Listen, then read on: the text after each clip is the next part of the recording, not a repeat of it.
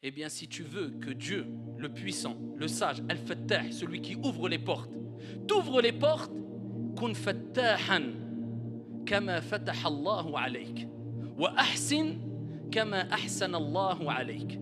Sois une personne qui ouvre les portes aux gens, aux autres. Comme Dieu, Al-Fattah, t'a ouvert les portes. Et comme Dieu nous le rappelle, wa ahsin, agis avec bienfaisance, avec bonté, kama ahsana Allahu alayk. Comme ton Seigneur a agi avec bien, avec bonté envers toi. Donc si toi tu veux que Dieu t'ouvre les portes Al-Fattah, eh bien toi, sois une personne qui ouvre les portes aux gens et surtout qui ouvre les bonnes portes. En bref, comme le prophète alayhi salam l'a rappelé dans le hadith rapporté par Ibn Majah, bisanadin Hassan, selon Anas ibn Malik radiyallahu anhu arda, sois une clé du bien. Qala alayhi salatu wassalam, il y a parmi les gens mafatiha lil khayr, maghaliqa lil shar. Il y a parmi les gens des clés du bien. Allah. Le prophète les a appelées des clés. Tu peux être une clé, mais est-ce que tu es une clé du bien ou du mal? Il y a des gens, ce sont des clés du bien, verrous du mal. Ils ferment les portes du mal. Et il dit alayhi salatu wassalam, wa inna minan nas maghaliqa lil khayr, mafatiha lil shar. Il y a des gens qui sont des clés, mais des clés de quoi? Des clés du mal, verrous du bien. Ensuite, il dit alayhi salatu wassalam, Fatouba, bonne nouvelle à celui à qui Allah Jalla wa Ala a mis entre ses mains les clés du bien. Allahumma ja'alna minhum. Et il dit Waylun, malheur à celui à qui Allah Tabaraka wa Ta'ala a mis en ses mains ou dans ses mains les clés du mal.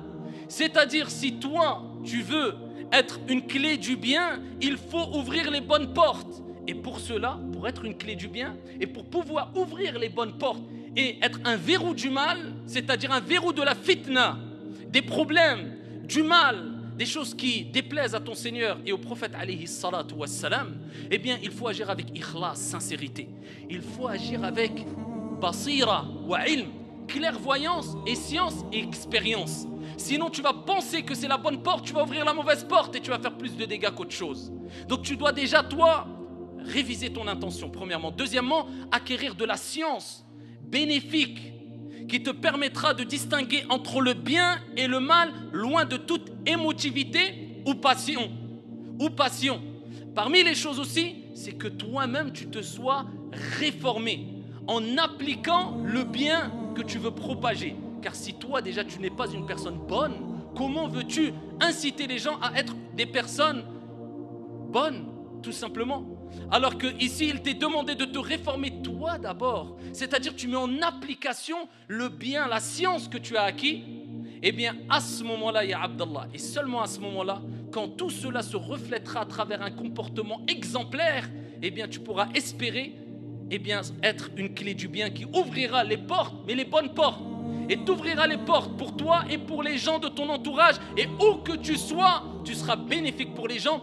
On pourra dire de toi, celui-là était une clé. Miftahul khayr, Allahumma ja'alna minhum. Une clé du bien. Wa sadaqa al-habib idh yaqul khayrun nas anfa'uhum lin-nas. Les meilleurs des gens, ce sont celles et ceux qui sont les plus bénéfiques pour les gens, c'est-à-dire qui ouvrent les bonnes portes et qui ferment les mauvaises portes.